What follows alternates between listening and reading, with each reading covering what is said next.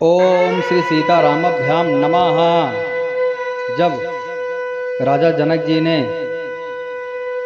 ऐसे वचन बोले कि लगता है धरती वीरों से खाली हो गई है, कोई भी यहाँ पर योद्धा जो कि बहुत दूर दूर से आए हुए हैं, मनुष्य के साथ साथ देवता भी हैं, राक्षस भी हैं जो मानव रूप बनाकर आए हुए हैं, एक से एक बलशाली हैं, लेकिन कोई धनुष को उठाने की बात तो दूर है, हिला भी नहीं सका।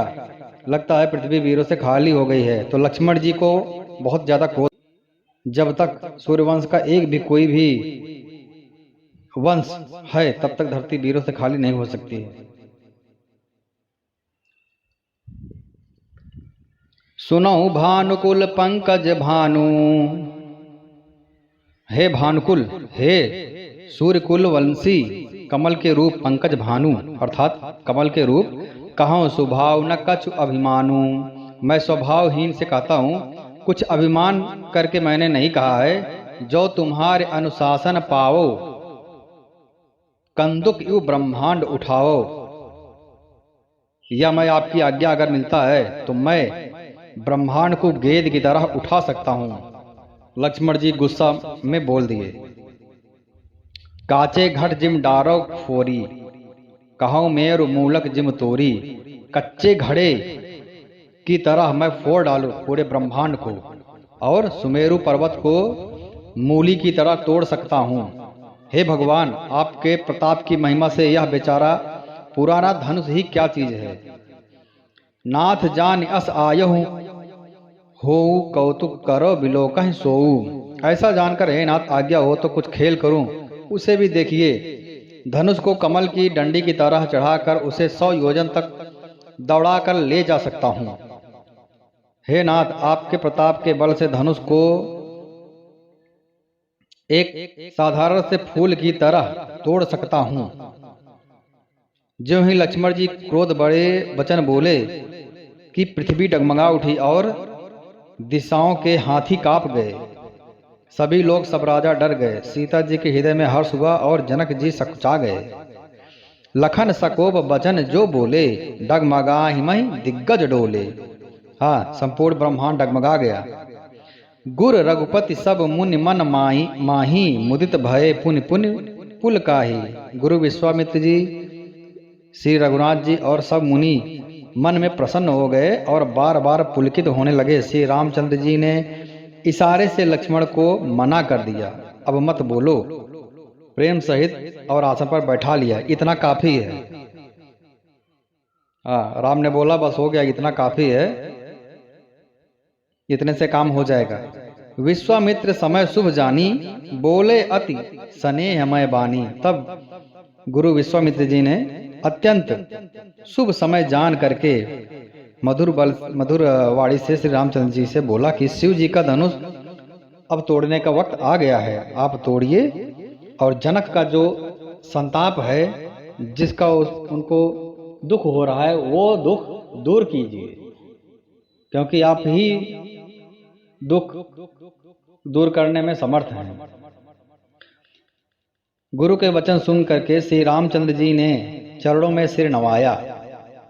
सुनि गुरु बचन चरण सिरुनावा, हरसु विषादु न कछु उर आवा। उनमें मन में न हर्ष हुआ और न ही विषाद हुआ। एक साधारण से कुमार के जैसा उन्होंने सहज ही चरण को प्रणाम किया गुरु के और खड़े हो गए। आज्ञा मांगी, वहां पर जितने भी मुनि थे सबसे आज्ञा मांगी, सबके चरणों की वंदना की। समस्त जगत के स्वामी श्री रामचंद्र जी सुंदर मतवाले श्रेष्ठ हाथी की सी चाल से स्वभाव ही चले, और श्री रामचंद्र जी के चलते ही नगर भर में सब स्त्री पुरुष सुखी हो गए। सबको जैसे मानो समझ में आ गया कि अब शुभ घड़ी आ चुका है। उनके शरीर रोमांच से भर गए, सब आनंदित हो गए। अब लगता है सुधनुष टूटने वाला है और जानकी माता जी का विवाह होने का शुभ घड़ी आ गया है। उन्होंने पितर और देवताओं की वंदना करके अपने पुण्यों का स्मरण किया। यदि हमारे पुण्यों का कुछ भी प्रभाव हो तो हे गणेश गोसाई, रामचंद्र जी शिव जी के धनुष को कमल की डंडी की भांति तोड़ देंगे। सीता जी के सखियों में विचार विमर्श चल रहा है। हे सखी, विधाता की गति कुछ जानने में नहीं आता है। हाँ, हे रानी, तेजवान को छोटा नहीं गिनना चाहिए। कहाँ घड़े से उत्पन्न होने वाले मुनि अगस्त और कहाँ अपार समुद्र, किंतु उन्होंने उसे सोख लिया था। मुनि अगस्त जी ने समुद्र को पी लिया था। तो कभी भी तेजवान को हमको छोटा नहीं समझना चाहिए। जिसका सुयश सारे संसार में छाया हुआ है। सूर्यमंडल देखने में छोटा लगता है, परंतु उसके उदय होते ही तीनों लोकों का अंधकार भाग जाता है। कामदेव ने फूलों का सा धनुष बाण लेकर समस्त लोकों को अपने वश में रखा है। हे देवी, ऐसा जानकर संदेह त्याग दीजिए। हे रानी सुनिए, रामचंद्र जी धनुष को अवश्य ही तोड़ेंगे। सीता जी की सखियों में विचार चल रहा है, ये तोड़ भी पाएंगे कि नहीं तोड़ पाएंगे। तोड़ देंगे तो अच्छा होगा। और सब आपस में विचार कर रहे हैं, भले ही ये छोटे लग रहे हैं, लेकिन हमको इनको छोटा नहीं समझना चाहिए, क्योंकि इन्होंने बहुत ही सराहनीय बड़े बड़े काम किए हैं। ताड़का को मारा और गुरु विश्वामित्र के यज्ञ की रक्षा की, अनेकों राक्षसों को मारा है। से सखी के वचन सुनकर रानी को विश्वास हो गया, उनकी उदासी मिट गई। श्री रामचंद्र जी के प्रति उनका प्रेम अत्यंत बढ़ गया। उस समय श्री रामचंद्र जी को देखकर सीता जी भयभीत हृदय से देवता से विनती कर रही थी। मन ही मन मनाव अकुलानी, हो प्रसन्न महेश भवानी, करहूँ सफल आपन सेवकाई, करहित हरहूँ चाप गुरु आई। मन ही मन माता सीता विनती कर रही हैं व्याकुल हो करके, हे भवानी, मुझ पर अब प्रसन्न हो जाइए आप। मैंने आपकी जो भी सेवा अब तक की है उसे सुफल कर दीजिए। मुझ पर स्नेह करके धनुष के भारीपन को हर लीजिए। हे भवानी, आप धनुष को इतना हल्का कर दीजिए जिससे श्री रामचंद्र जी धनुष को उठा सके। गणनायक बरदायक से देवा, आजू लगे कीन्हू तुम सेवा, बार बार विनती सुनि मोरी, करहूँ चाप गुरुता अति थोरी। हे गणों के नायक, वर देने वाले श्री गणेश जी, मैंने आज ही के लिए तुम्हारी सेवा की थी। बार बार मेरी विनती सुनकर धनुष का भारीपन आप हल्का कर दीजिए। देख देख रघुबीर तन, सुर मनाव धर धीर, भरे बिलोचन प्रेम जल, पुलकावली शरीर। श्री रघुनाथ जी की ओर देख देख कर सीता जी धीरज धर कर देवताओं को मना रही हैं। उनके नेत्रों में प्रेम के आंसू भरे हैं और शरीर में रोमांच हो रहा है। तो भगवानु सकल उर्वासी, करिहि मोहि रघुबर कैदासी। माता सीता ने प्रार्थना किया कि सबके हृदय में निवास करने वाले भगवान, मुझे रघु श्रेष्ठ श्री रामचंद्र जी की दासी अवश्य बनाइए। जिस पर सच्चा स्नेह होता है वह उसे मिलता है, इसमें कुछ भी संदेह नहीं है। प्रभु की ओर देखकर सीता जी ने शरीर के द्वारा प्रेम ठान लिया। कृपा निधार श्री रामचंद्र जी सब कुछ जान गए। उन्होंने सीता जी को देखकर धनुष की ओर कैसे ताका, जैसे गरुड़ जी छोटे से सांप की ओर देखते हैं। मानो इशारा कर रहे हैं कि आप चिंता मत करो, मेरे लिए यह अत्यंत सरल काम है, कुछ भी बड़ा नहीं है, आप धीरज धरिए। लखन लख्यूं रघुवंश मणि, ताक्यूं हर को दंडू, पुलक गात बोले बचन, चरण चापी ब्रह्मांडू। इधर जब लक्ष्मण जी ने देखा कि रघुकुल मणि श्री रामचंद्र जी ने शिव जी के धनुष की ओर ताका है, तो वे शरीर से पुलकित हो ब्रह्मांड को चरणों से दबाकर बोले, हे दिग्गजो, हे कच्छप, हे शेष, हे वारा, धीरज धर कर पृथ्वी को थामे रहो। दिश कुंज रहूं कमठ अहि कोला, धरहूं धरन धर धीर न डोला, राम चाहि शंकर धनु तोरा, हो सजग सुन आया सुमोरा।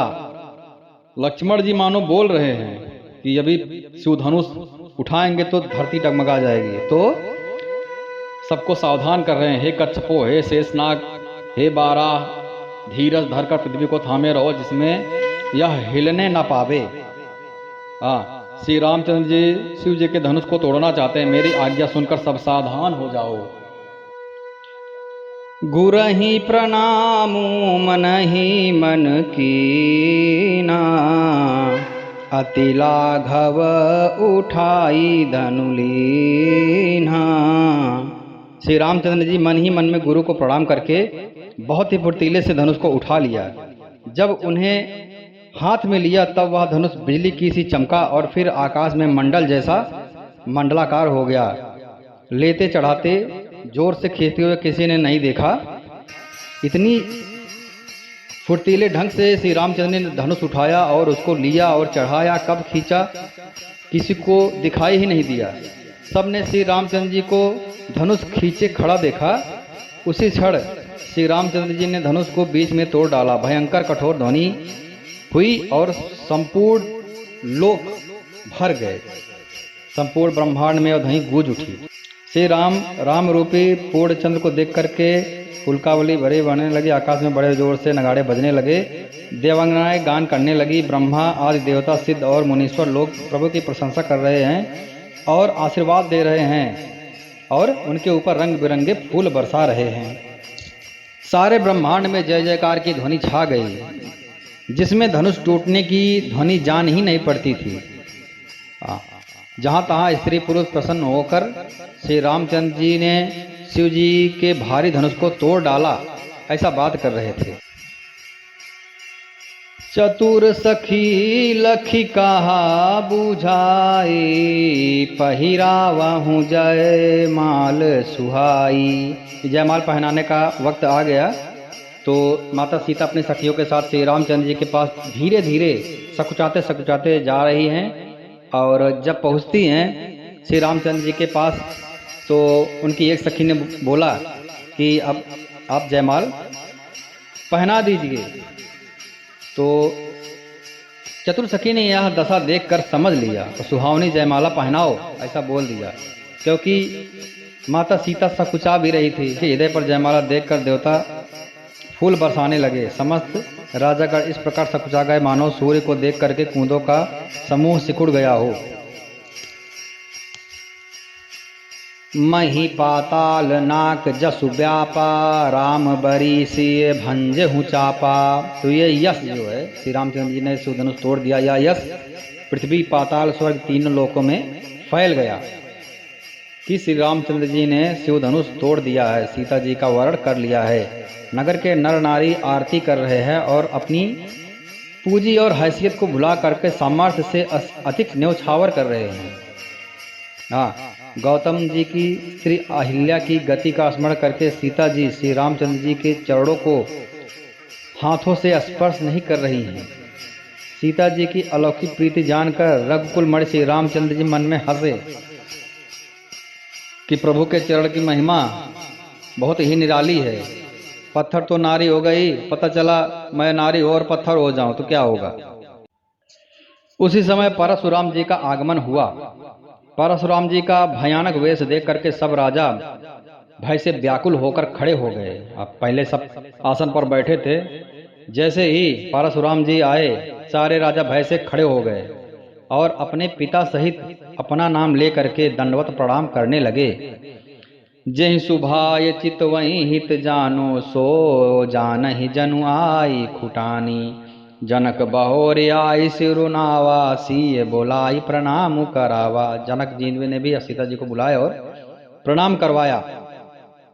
परशुराम जी हित समझकर भी सहज ही जिसकी ओर देख लेते हैं, बिना गुस्से में भी यदि वो किसी की ओर देख लेते हैं, नॉर्मल उनका ऐसा वेशभूषा था कि उनका समझिए कि यहाँ पर दिया गया है कि हित समझ करके आपका कल्याण हो। ये अभी बोलने के लिए अगर जिस भी राजा की तरफ देख लेते थे तो वह समझता था कि मानो मेरी आयु पूरी हो गई है।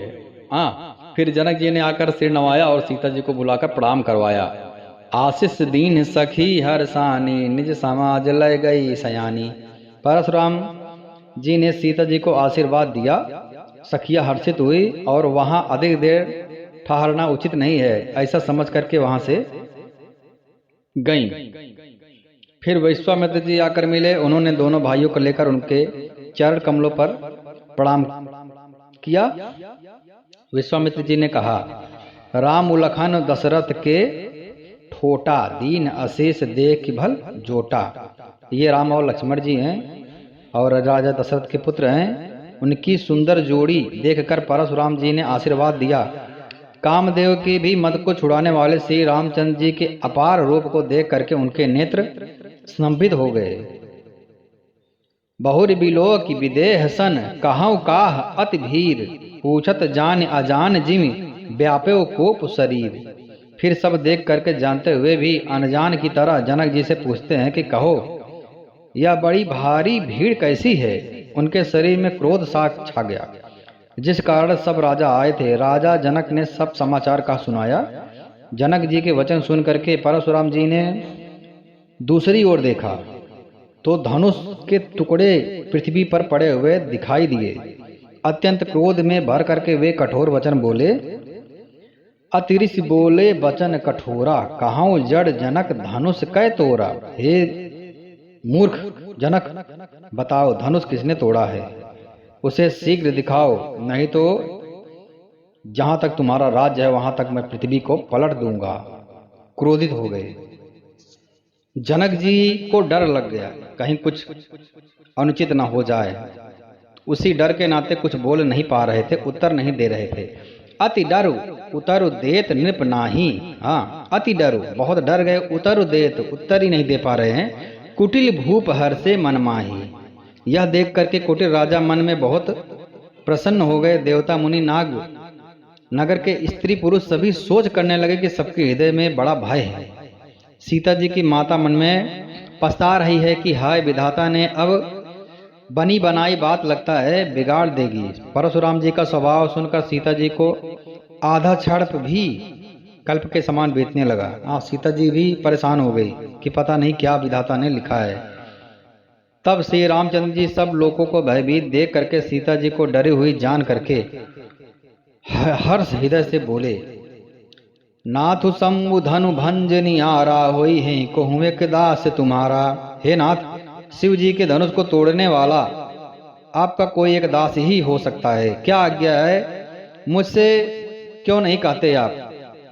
सेवक सोच करे सेवकाई, करी करनी करी करई लड़ाई। सेवक वह होता है जो सेवा करे, शत्रु का काम करने वाला तो लड़ाई ही करनी चाहिए। हे राम सुनो, शिव ने जिसने भी शिव धनुष को तोड़ा है वह सहस्त्र भाव के समान मेरा शत्रु है। सो बिलगांव बिहाई समाजा, नत मारे जय सब राजा। वह इस समाज को छोड़ करके अलग हो जाए। जितने सभासद हैं, जितने राजा हैं, हाँ, उन समूह में से अलग होकर के सामने आ जाए, नहीं तो सारे राजाओं को मैं मार डालूंगा। मुनि के वचन सुनकर लक्ष्मण जी मुस्कुराए और परशुराम जी का अपमान करते हुए बोले, बहुधनु ही तोरी लड़काई, कबहु न असरिस कीन गोसाई। हे गोसाई, मैं बाल काल में बहुत सारे धनुषिया तोड़ डाला हूँ, किंतु आपने ऐसा क्रोध कभी नहीं किया है। इसी धनुष पर आपकी इतनी ममता किस कारण से है। यह सुनकर भृगुवंश की ध्वजा स्वरूप परशुराम जी बहुत ज्यादा कुपित हो गए और बोले, हे नृप बालक काल बस, बोलत तो ही न संहार। अये राजा के पुत्र, काल के बस में तुम कुछ भी अनाप शनाप बोल रहे हो, संभाल कर बात करो। सारे संसार में विख्यात शिव जी का यह धनुष तुम एक छोटी धनुष से तुलना कर रहे हो, सामान्य धनुष से तुलना कर रहे हो। लखन कहा हंस हमरे जाना, सुनो देव सब धनुष समाना। मेरे लिए तो सारा धनुष एक ही समान है, लक्ष्मण जी ने हंसकर कहा। हाँ, फिर पुराने और नए धनुष में मुझे क्या भेद, मेरे लिए सारे धनुष एक ही समान है। श्री रामचंद्र जी ने तो इसको नवीन के धोखे से तोड़ दिया। हाँ, तो छुआ ही टूट गई। छुआ तो टूट रघुपति हूं न दोषु, छूते ही टूट गया, इसमें रघुपति जी का कोई भी दोष नहीं है। हे मुनि, आप बिना ही कारण क्रोध कर रहे हैं। परशुराम जी अपने फरसे की ओर देखते हुए बोले, अरे दुष्ट, तूने मेरा स्वभाव नहीं सुना है। बालक बोल बदऊ नहीं तो हूँ।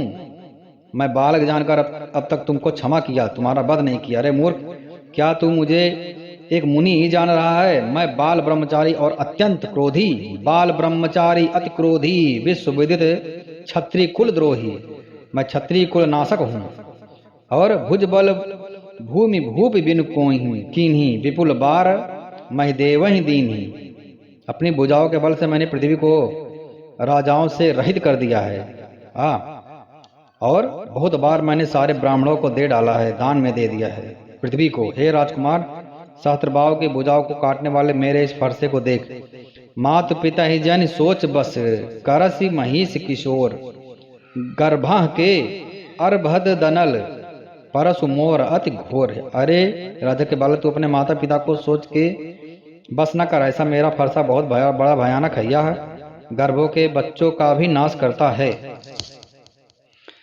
बिहसी लखनु बोले मृदुबानी, आओ मिनु सिकाहा भटमानी। लक्ष्मण जी हंसकर बोले कोमल वाणी से, अहो मुनीश्वर, तो अपने को बड़ा भारी योद्धा समझते हो, बार बार मुझे कुल्हाड़ी दिखाते हो, फूंक से पहाड़ उठाना चाहते हो।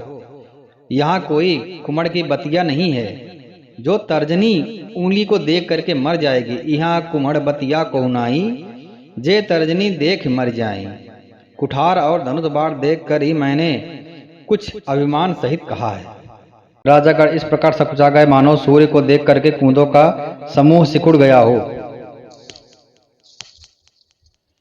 मही पाताल नाक जसु व्यापा, राम बरी सिय भंज हूँ चापा। तो ये यश जो है, श्री रामचंद्र जी ने शिवधनुष तोड़ दिया। या यश पृथ्वी पाताल स्वर्ग तीनों लोकों में फैल गया कि श्री रामचंद्र जी ने शिवधनुष तोड़ दिया है, सीता जी का वरण कर लिया है। नगर के नर नारी आरती कर रहे हैं और अपनी पूंजी और हैसियत को भुला करके सामर्थ्य से अधिक न्यौछावर कर रहे हैं। गौतम जी की स्त्री अहिल्या की गति का स्मरण करके सीता जी श्री रामचंद्र जी के चरणों को हाथों से स्पर्श नहीं कर रही हैं। सीता जी की अलौकिक प्रीति जानकर रघुकुल मणि श्री रामचंद्र जी मन में हंसे कि प्रभु के चरण की महिमा बहुत ही निराली है। पत्थर तो नारी हो गई, पता चला मैं नारी और पत्थर हो जाऊं तो क्या होगा। तब सी ये देख भूप अभिलाषे कूर कपूत, मूढ़ मन माखे। उस समय सीता जी को देख करके कुछ राजा लोग ललचा उठे।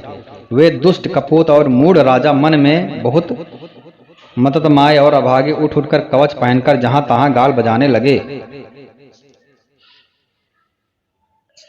उसी समय परशुराम जी का आगमन हुआ। परशुराम जी का भयानक वेश देख करके सब राजा भय से व्याकुल होकर खड़े हो गए। अब पहले सब आसन पर बैठे थे, जैसे ही परशुराम जी आए सारे राजा भय से खड़े हो गए और अपने पिता सहित अपना नाम ले करके दंडवत प्रणाम करने लगे। जेहि सुभाय चित वहीं हित जानो, सो जान ही जनु आई खुटानी। जनक बहोरे आई सिरुनावा, सीय बोलाई प्रणाम करावा। जनक जी ने भी सीता जी को बुलाया और प्रणाम करवाया। परशुराम जी हित समझकर भी सहज ही जिसकी ओर देख लेते हैं, बिना गुस्से में भी यदि वो किसी की ओर देख लेते हैं, नॉर्मल उनका ऐसा वेशभूषा था कि उनका समझिए कि यहाँ पर दिया गया है कि हित समझ करके आपका कल्याण हो। ये अभी बोलने के लिए अगर जिस भी राजा की तरफ देख लेते थे तो वह समझता था कि मानो मेरी आयु पूरी हो गई है। फिर जनक जी ने आकर सिर नवाया और सीता जी को बुलाकर प्रणाम करवाया। आशीष दीन सखी हरसानी, निज समाज लय गई सयानी। परशुराम जी ने सीता जी को आशीर्वाद दिया। सखिया हर्षित हुई और वहां अधिक देर ठहरना उचित नहीं है ऐसा समझ करके वहां से गईं। फिर विश्वामित्र जी आकर मिले। उन्होंने दोनों भाइयों को लेकर उनके चरण कमलों पर प्रणाम किया। विश्वामित्र जी ने कहा, राम उलखन दशरथ के ठोटा, दीन अशेष देख भल जोटा। ये राम और लक्ष्मण जी हैं और राजा दशरथ के पुत्र हैं। उनकी सुंदर जोड़ी देखकर परशुराम जी ने आशीर्वाद दिया। कामदेव की भी मद को छुड़ाने वाले श्री रामचंद्र जी के अपार रूप को देख करके उनके नेत्र स्तंभित हो गए। बहुर बिलो की विदेह सन कहूँ काह अति भीर, पूछत जान अजान जिमि व्यापे कोप शरीर।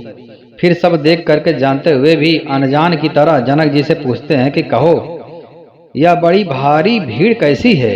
उनके शरीर में क्रोध सा छा गया, जिस कारण सब राजा आए थे। राजा जनक ने सब समाचार का सुनाया। जनक जी के वचन सुन करके परशुराम जी ने दूसरी ओर देखा तो धनुष के टुकड़े पृथ्वी पर पड़े हुए दिखाई दिए। अत्यंत क्रोध में भर करके वे कठोर वचन बोले।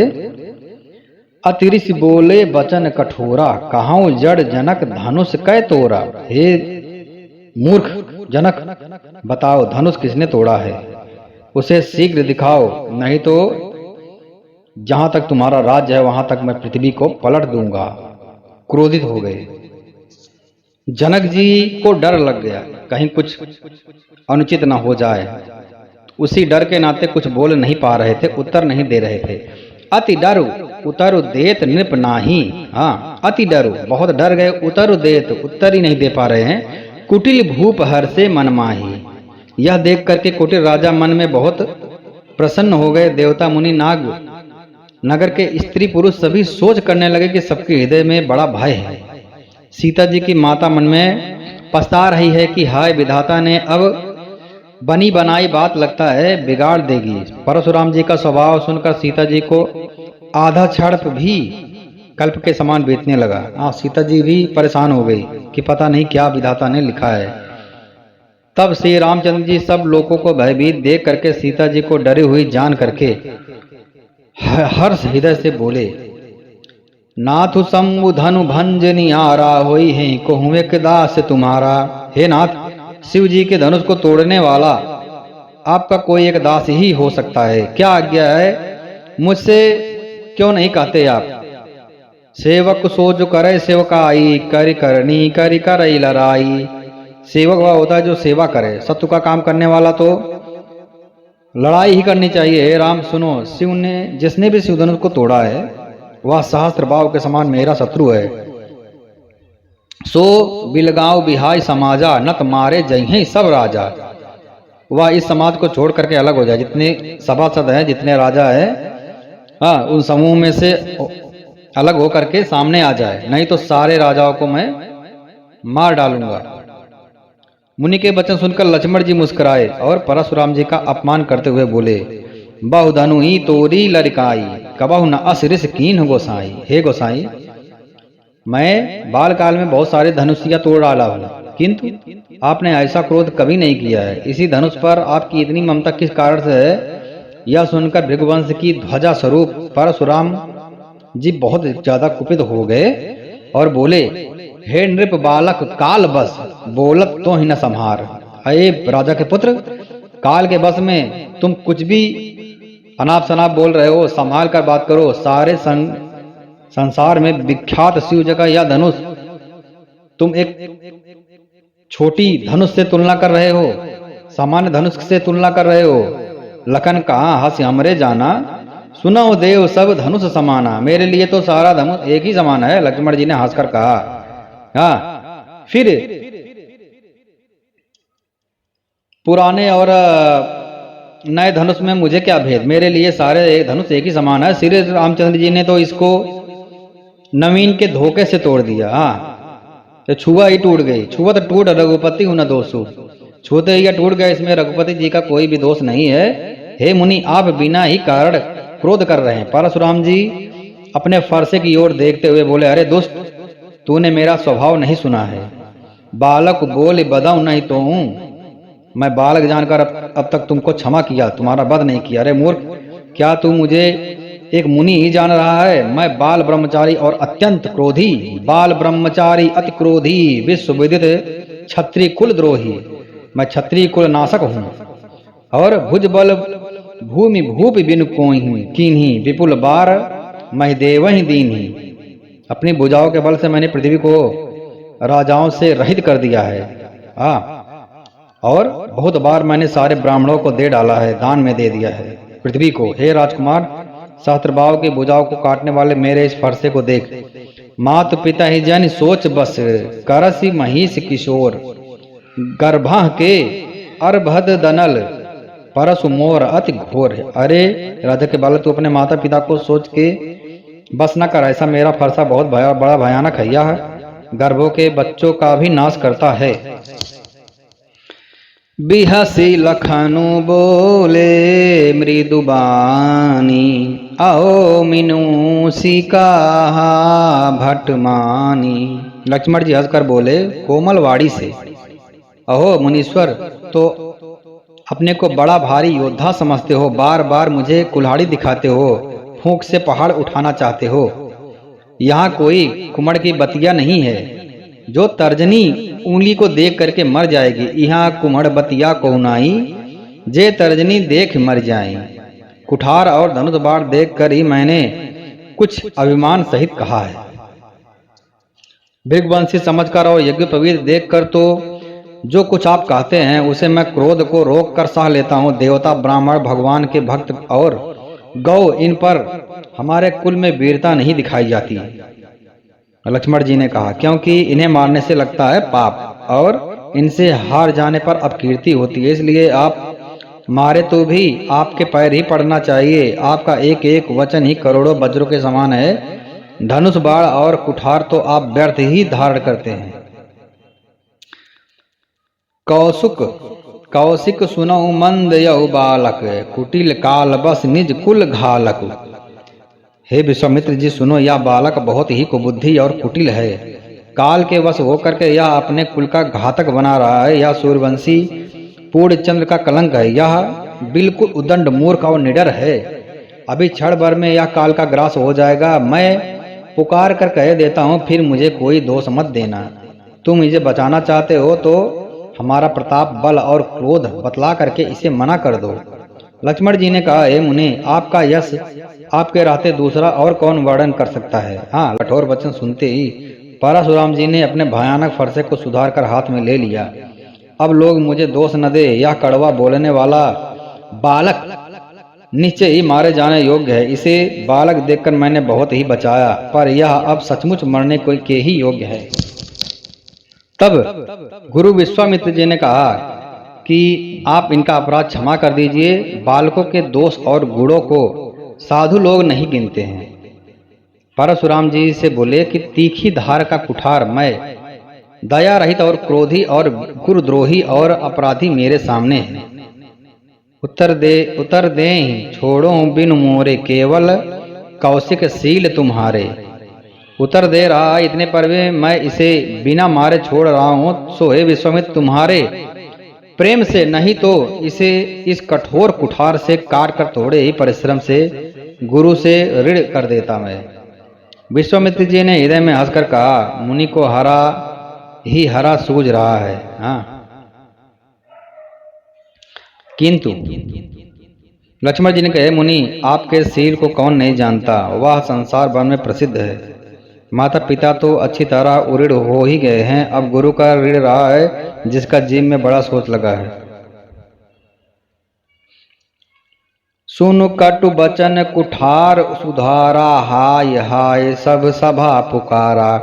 लक्ष्मण जी के कड़वे वचन सुनकर के परशुराम जी ने कुठार उठा लिया और सारी सभा हाय हाय करके पुकारने लगी। फिर लक्ष्मण जी ने कहा, हे भृगु श्रेष्ठ, आप मुझे फरसा दिखा रहे हैं, पर हे राजाओं के शत्रु, मैं ब्राह्मण समझकर बचा रहा हूँ। आपको कभी रणधीर बलवान वीर नहीं मिले हैं। हे ब्राह्मण देवता, आप घर ही में बड़े हैं, यह सुनकर अनुचित है कह करके सब लोग पुकार उठे। तब रघुनाथ जी ने इशारे से लक्ष्मण जी को, बालक पर कृपा कीजिए, इस सीधे और दुहमुए बच्चे पर क्रोध न कीजिए। नाथ करहूँ बालक पर छोहूँ, सूध दूध मुख करिय न को। जो पै प्रभु प्रभाव कछु जाना, तो की बराबरी करत आयाना। यदि यह प्रश्न प्रभु आप कुछ भी आपका प्रभाव है, तो क्या यह बेसमझ आपकी बराबरी करता है? बालक यदि कुछ चपलता भी करता है तो गुरु, पिता और माता मन में उसका आनंद लेते हैं, अतः इसे छोटा बच्चा और सेवक जान करके कृपा कीजिए। आप तो समदर्शी, सुशील, धीर और ज्ञानी मुनि हैं। श्री रामचंद्र जी के वचन सुनकर के परशुराम जी कुछ ठंडे हुए। इतने में लक्ष्मण जी कुछ कहकर फिर मुस्करा दिए। उनको हंसते देख करके परशुराम जी के नख से शिखा तक क्रोध फिर से छा गया। उन्होंने कहा, हे राम, तेरा भाई बड़ा पापी है। यह शरीर से गोरा है पर हृदय का बहुत काला है। यह विषमुख है, दूध मुहा नहीं। दूध मुहा नहीं है, विषमुख है। इसके अंदर जहर भरा पड़ा है। स्वभाव से ही टेढ़ा है, तेरा अनुसरण नहीं करता है। यह नीच मुझे काल के समान नहीं देखता, अर्थात मेरे इतने बताने पर भी मुझसे नहीं डर रहा है। लखन कहूँ हसी सुनहु मुनि, क्रोध पाप करि मूल। जेहि बस जन अनुचित करही, चरहि विश्व प्रतिकूल। लक्ष्मण जी ने हंसकर कहा, हे मुनि सुनिए, क्रोध पाप का मूल होता है। जिसके वश में हो करके मनुष्य अनुचित कर्म कर बैठता है और विश्व भर के प्रतिकूल चाहते हैं। हे मुनिराज, मैं आपका दास हूं, अब क्रोध त्याग कर दया कीजिए। टूटा हुआ धनुष क्रोध करने से जुड़ नहीं जाएगा। हाँ, खड़े खड़े पैर दुखने लगे होंगे तो आप बैठ जाइए। यदि धनुष अत्यंत ही प्रिय हो तो कोई उपाय किया जाए और किसी बड़े गुड़ी कारीगर को बुलाकर जुड़वाया जाए। लक्ष्मण जी के बोलने से जनक जी डर गए और कहते हैं, बस चुप रहिए, अनुचित बोलना अच्छा नहीं है। जनकपुर में स्त्री पुरुष थर थर कांप रहे हैं। छोटा राजकुमार तो बहुत ही खोटा है। थर थर कापहि पुर नर नारी, छोटे कुमार खोट बड़ भारी। छोटा राजकुमार तो बहुत ज्यादा खोटा है, हाँ, किसी से डरता भी नहीं। लक्ष्मण जी की निर्भय वाणी सुनकर परशुराम जी का शरीर क्रोध से जला जा रहा है। उनके बल की हानि हो रही है। तब श्री रामचंद्र जी पर एहसान जानकर परशुराम जी बोले, तेरा छोटा भाई समझकर मैं इसे बचा रहा हूँ। यह मन का मैला और शरीर का अंदर से सुंदर है, अर्थात गोरा है, लेकिन अंदर से यह निर्बुद्धि है, दुर्बुद्धि है, जैसे विष के रस से भरा हुआ सोने का घड़ा हो। सुनि लक्ष्मण बिहसे बहुरी, नयन तरे रे राम। हाँ, तो राम जी ने नयन से ही लक्ष्मण जी को इशारा किया कि अब तो चुप रहो भाई मेरे। यह सुनकर लक्ष्मण जी फिर हंसे। तब रामचंद्र जी ने तिरछी नजर से उनकी तरफ देखा, जिससे लक्ष्मण जी सकुचाकर विपरीत बोलना छोड़ दिए। हाँ, तब जाकर के राम के नयन के इशारे से लक्ष्मण जी कंट्रोल में हुए।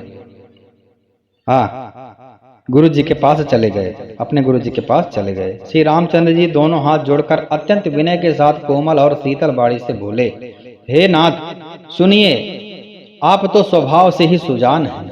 आप बालक के वचन पर ध्यान मत दीजिए।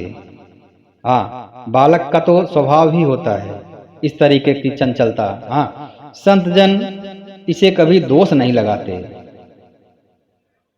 ठीक है। अतः हे स्वामी, कृपा करके आप क्रोध, बध और बंधन जो कुछ भी करना हो दास की तरह मुझ पर कीजिए। जिस प्रकार से शीघ्र आपका क्रोध दूर हो जाए, आप कुछ भी कीजिए, मैं प्रस्तुत हूँ। हे मुनिराज, बताइए, मैं वही उपाय करूँगा जिससे आपका क्रोध दूर हो जाए। कह मुनि राम जाई ऋषि कैसे, अजहूँ अनुज तव चितव अनैसे। वही काम किया जाए जिससे आपका क्रोध दूर हो जाए। मुनि ने कहा, हे राम, क्रोध कैसे जाए? अभी भी तेरा छोटा भाई टेढ़ा ही ताक रहा है। हाँ। इसकी गर्दन पर मैंने कुठार न चलाया तो क्रोध करके किया ही क्या?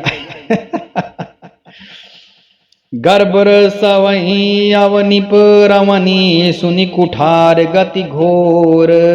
परसु अछत देखऊं जियत, बैरी भूप किशोर। मेरे जिस कुठार की घोर करनी सुनकर राजाओं की स्त्रियों के गर्भ गिर पड़ते हैं, उसी फरसे से रहते इस सत्य राजपुत्र को जीवित देख रहा हूं।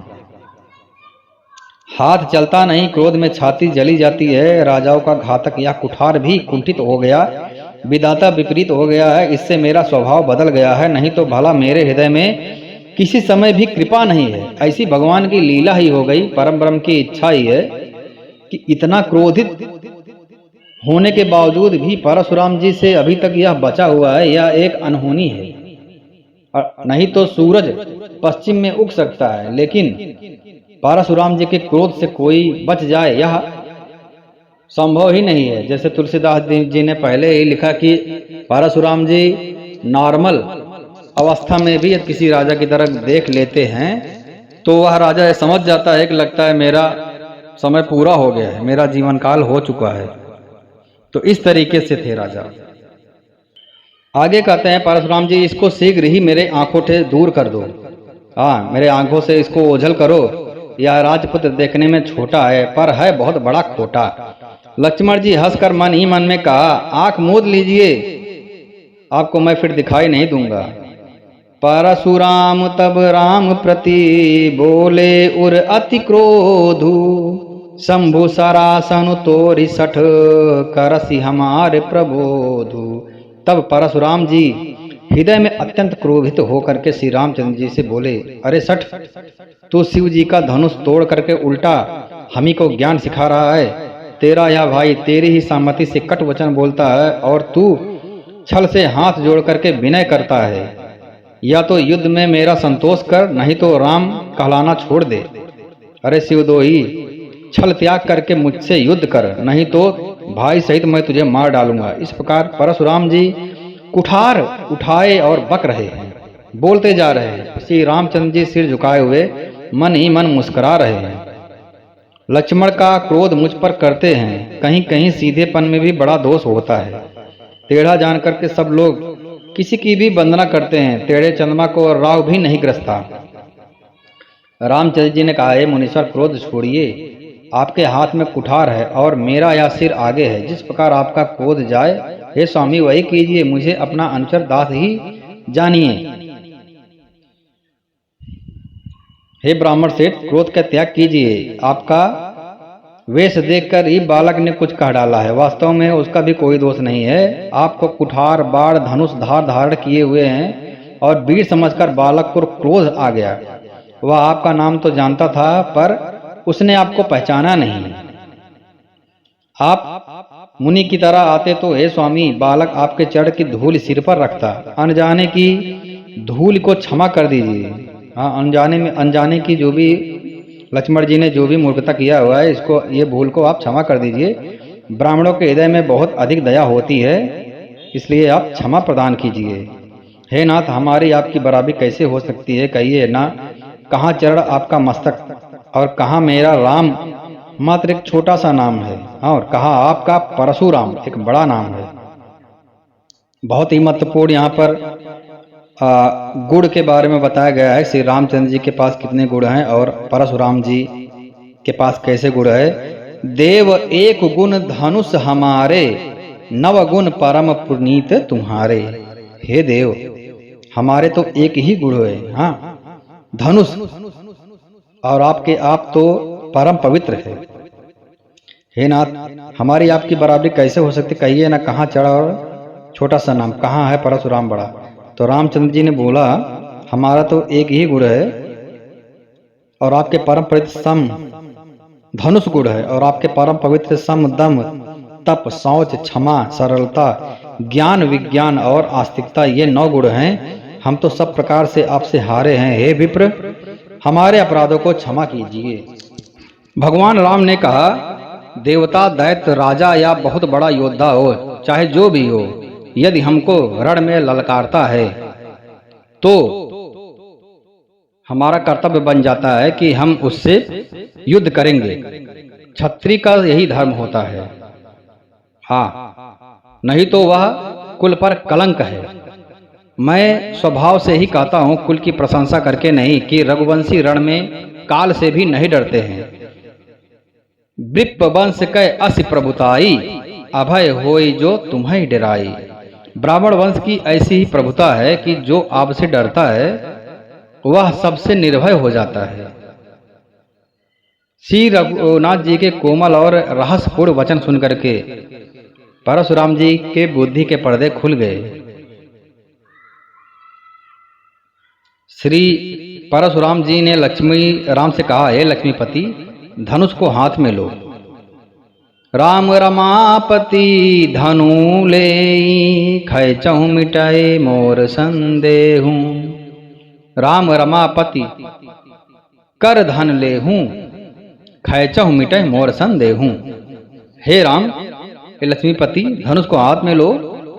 और अपना विष्णु का धनुष था उनके पास में, परशुराम जी के पास में, उन्होंने वह धनुष राम को दे दिया और बोला, इसको खींचिए, जिससे मेरा संदेह है वह मिट जाएगा कि आप कौन हैं। परशुराम जी धनुष देने लगे, तब वह आप ही चला गया, अपने आप ही वह धनुष रामचंद्र जी के पास चला गया। तब परशुराम जी के मन में बहुत बड़ा आश्चर्य हुआ। जाना राम प्रभाव तब पुलक प्रफुल्लित गात, जोरि पान बोले बचन हृदय न प्रेम अमात। तब उन्होंने श्री रामचंद्र जी का प्रभाव जान गए और उनका शरीर पुलकित और प्रफुल्लित हो गया। वे हाथ जोड़ करके वचन बोले, प्रेम उनके हृदय में समाता न था, प्रेम से भर गए। हे रघुकुल रूपी, हे राक्षसों के कुल रूपी घले जंगल को जलाने वाले, अर्थात राक्षसों के नाश करने वाले, हे देवता ब्राह्मण गौ का हित करने वाले, आपकी जय हो। हे मद मोह क्रोध भ्रम के हरने वाले, आपकी जय हो।